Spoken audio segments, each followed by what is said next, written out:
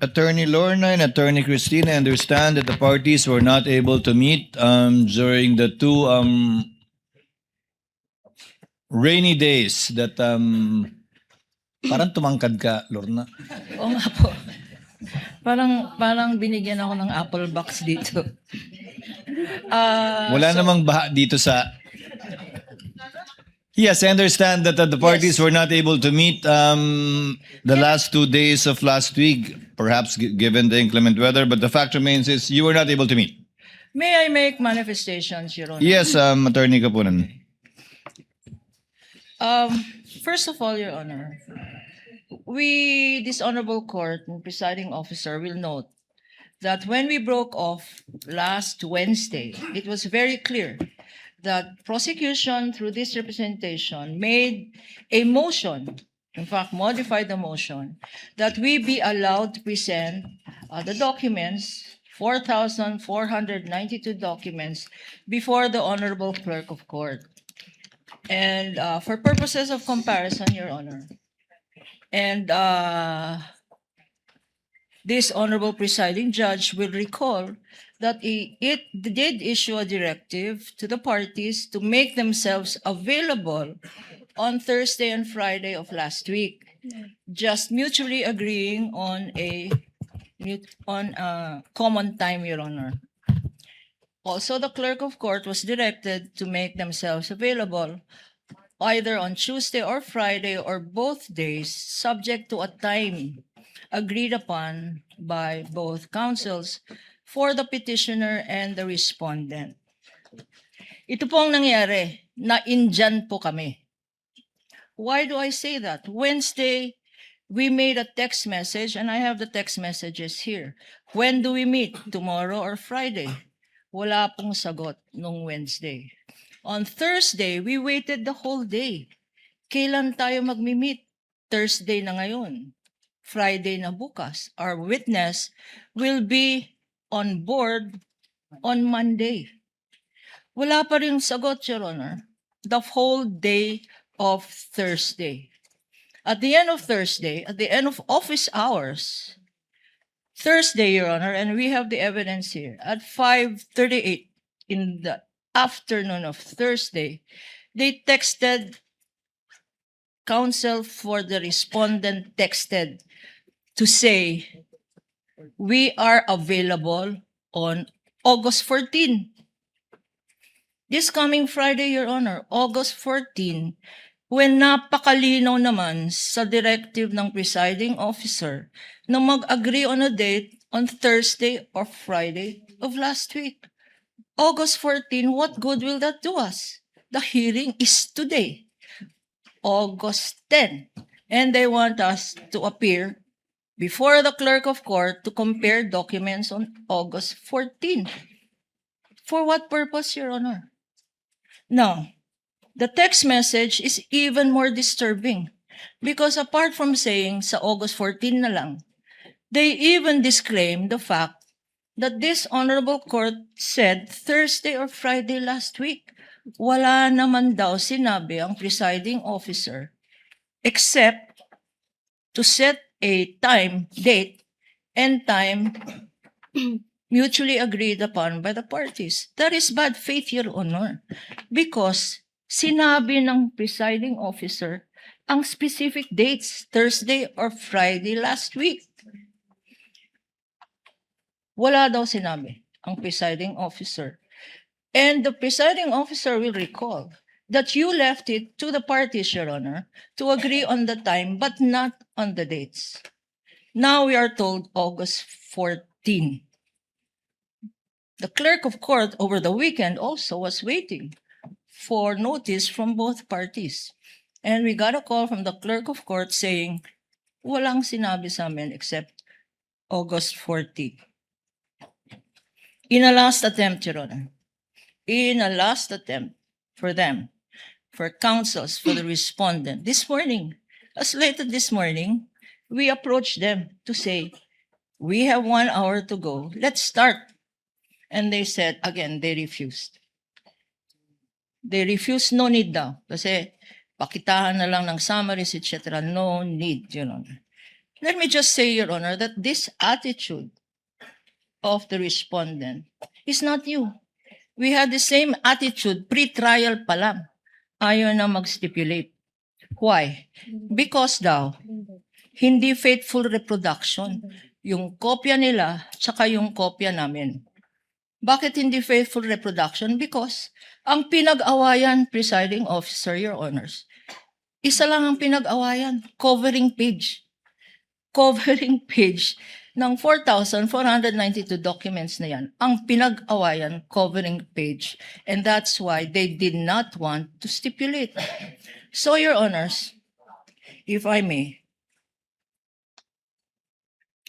we will necessarily have to go over very briefly this witness, briefly glossing over the documents and identifying her summary, her tabulation, pursuant to the presiding officer's suggestion. And we are invoking as well Rule 130, Section 7, and Section 3C on summaries and tabulations. We will do that, Your Honor. But I have a but- question, counsel. Before I recognize Attorney Christine, Attorney Lorna, Attorney Wamil had a table and summary for the ARs for December 21 to 31, 2022, which was turned over to Ms. Eileen, so she can testify on that as well, given that it's official records. My question is, does she have a tabulation and or summary? Because apparently, Attorney Wamil did not, dahil hindi na rin niya inabutan yun, ayon sa kanya, di ba? Yes, May Your Honor. tabulation at summary ba si Ms. Eileen ng first to third quarter of 2023 ng OVP at DepEd confidential funds? Yes, Your Honor. Our witness, Ma'am Silene May Del Campo, does have a similar summary of all of the acknowledgement receipts, Your Honor. Again, to clarify, covering the first to the third quarters The of first- 2023 of both DepEd and OVP. Yes, Your Honor. For the first quarter of the OVP, the second quarter, and the third quarter, Your Honor, that totals 1,823 acknowledgement receipts. How many? She has- 1,000? For the first quarter of February 6, March 29, 2023, covering 519 documents, our witness has a tabulation, Your Honor, a summary.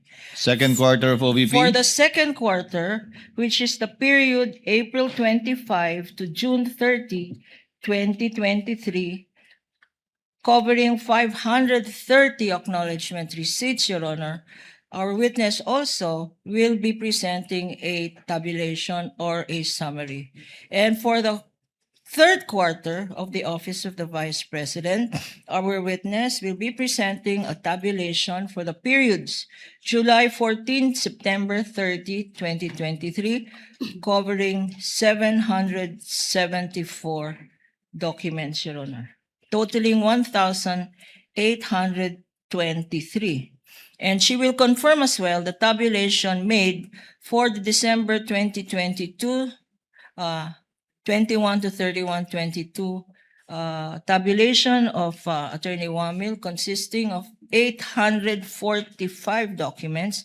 So for the Office of the Vice President, this witness will be presenting and identifying 2,668 acknowledgement receipts. Likewise, Your Honor, if I may continue.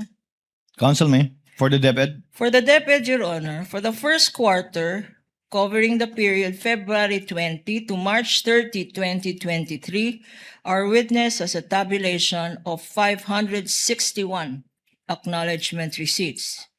For the second quarter, covering the period April 25 to June 30, 2023, our witness has a tabulation of 619 acknowledgement receipts. And for the third quarter of the DepEd, covering the period July 14 to September 30, 2023, our witness will be identifying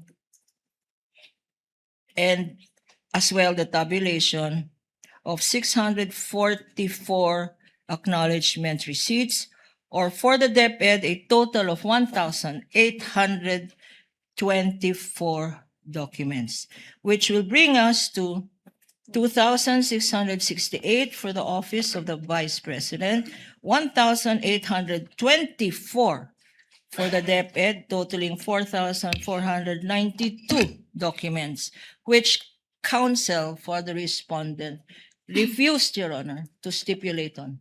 We are now therefore constrained to present this witness and the tabulations before this honorable She can court. testify based on the tabulation that she has, again, in accordance with the ruling of the chair, citing Rule 130, Section 3C, in relation to Section 7, which is an exception to the original document rule. Your comment, Attorney Christine, before yes, we Your Honor. proceed?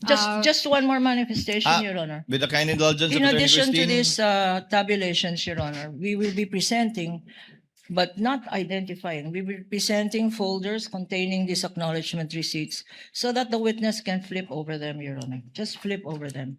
And if counsel will say we are not given the opportunity first, they've been given the opportunity. They refused.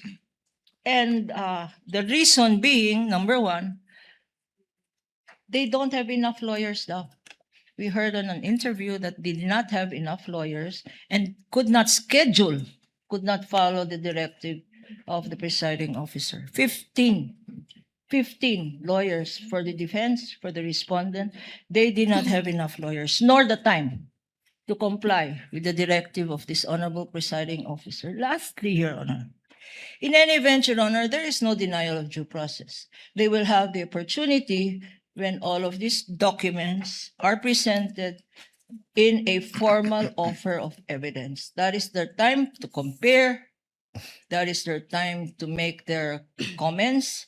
That is their time to raise their objections, Your Honor, when it is formally offered in evidence in due course. Thank you, Your Honor. The chair notes the manifestation of Attorney Lorna and her point with respect to the respondent having the opportunity to comment once formal offer has been made is well taken. Attorney Christine, yes, your comment, ma'am? Your Before we Honor, proceed? Yes, Your Honor, please. I would like to thank the good counsel for their willingness to explore or to implement Rule 130, Section 7. At least we have aligned with what we are expected to do before this honorable court. In fact, Your Honor, earlier this morning, I was asked by one of her partners about the comparison. And I actually told her partner, Attorney Lazaro, Attorney, we don't even need to compare the exhibits in order to expedite the proceedings. Because first of all, that's the authenticity of the exhibits is something is something that the court will have to decide. And the court will only decide on that after the prosecution has already submitted their offer of evidence, and that will be subject to our comment. And there's no need for us to actually compare the exhibits just so we can arrive at a stipulation that this and that are the same.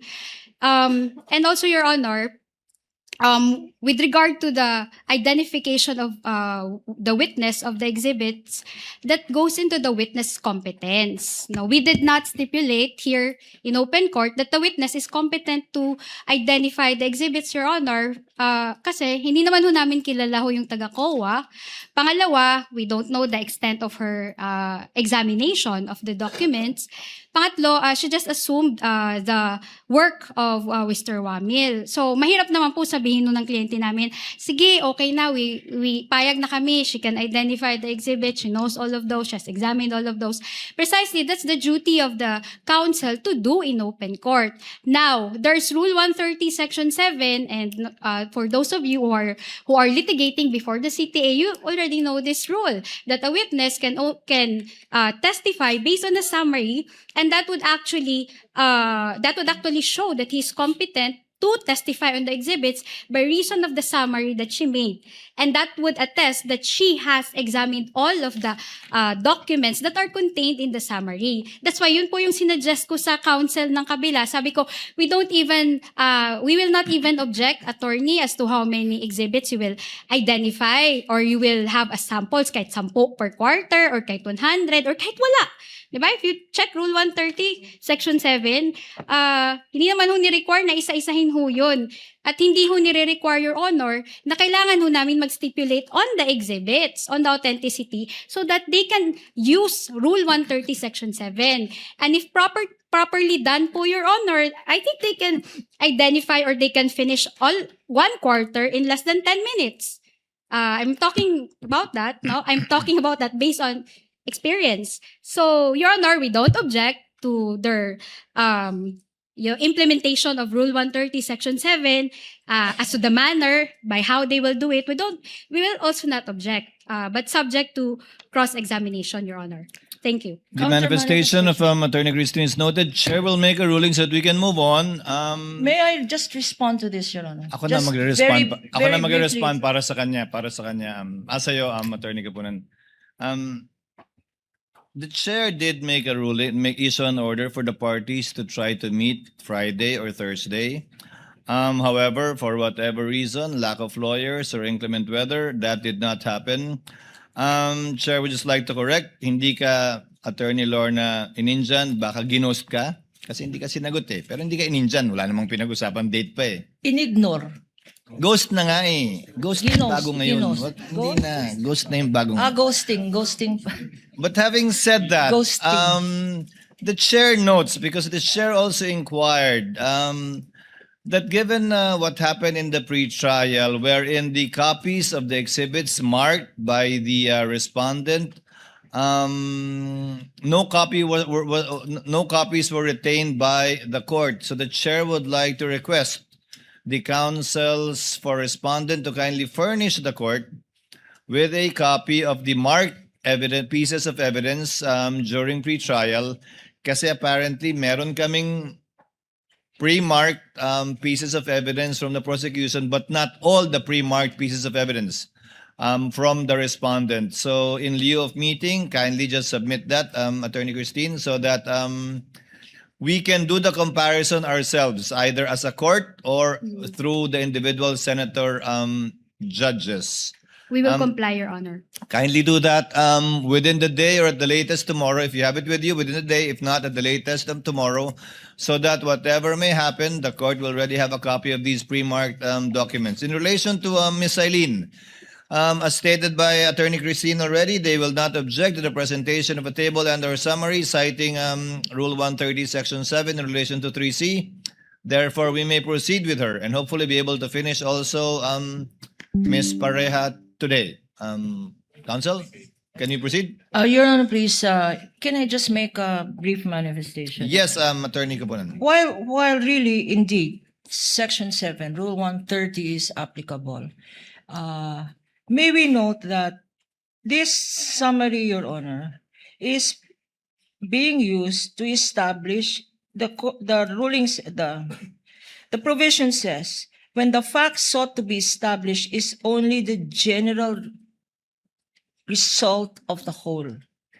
So that summary will just establish the fact that these were the very same documents given by the defense counsel to the COA, Your Honor. And that these were the And- very same documents or ARs used by the COA in coming out with the respective issuances that they did. Yes, To Your include the Honor. And AOMs, so the notices of therefore, suspension, and the notice of disallowance. if we can get that from, because we don't want to be held in ambush with subsequent witnesses who will use some portions of this acknowledgement receipts for subsequent witnesses, Your Honor, who we have subpoenaed for this impeachment proceedings, Your Honor. They might say, and I don't want to speculate, or I don't want to, anyway, ghosting ba yun? I don't want to anticipate the strategy, but we will have subsequent witnesses who will testify to specific acknowledgement receipts, Your Honor. And they might say, you did not identify them, you only identified the summaries. So, Your Honor, if we can get a stipulation now from counsel for the defense that when a acknowledgement receipt is presented through another witness, Your Honor, they will not object because precisely they stipulated that the summary Counsel, again, let's abbreviate the proceedings. That's always subject to cross. subject If you to present cross, a Your Honor. document and their copy says otherwise, then they can confront the witnesses during cross-examination as to the difference of that document. But if not, then I guess they will skip crossing the witness on that point. As an implied admission that indeed the document she based it on or the document she testified on is indeed the same copy as what they do. But by that time, counsel, we will have a copy already of both documents and the court can In make the fact- appropriate ruling at the appropriate time. One last, Your Honor. One Yes, Attorney last. Kapunan. Attorney Lorna. We would have preempted. We would have saved this honorable court considerable time if they just agreed to use their documents. We don't need even this clerk of court, even the presiding officer, even the honorable judges don't need to make comparison. We are amenable to use the defense exhibits, Your Honor. Attorney may I- Lorna. Because these exhibits, Your Honor. Attorney Lorna, the chair considered that too when you made that manifestation. However, as I said, given the fact that we don't have a copy, I guess you don't have a copy too of their exhibits. So they Can would I have to sift through each and every exhibit marked with their own marking to look for, let's say, a particular name in the AR. So once we get the copy, we will furnish you with a copy and you can use that copy if you wish at the appropriate time as well. So asking for a copy will solve many issues, Attorney Lorna. Attorney We- Christine, we- yes, you Yes, want to... quick reply, Your Honor. Actually, it doesn't matter if they will use our own exhibits, Your Honor. It doesn't even make their witness competent. That is why we are here in open court to establish the competence. So kahit pagamitin ho namin yung exhibit namin, kung hindi naman ho competent yung witness nyo to identify those exhibits, it will still be a waste of time. It will be useless. Thank you for that, counsel. Let's now move on.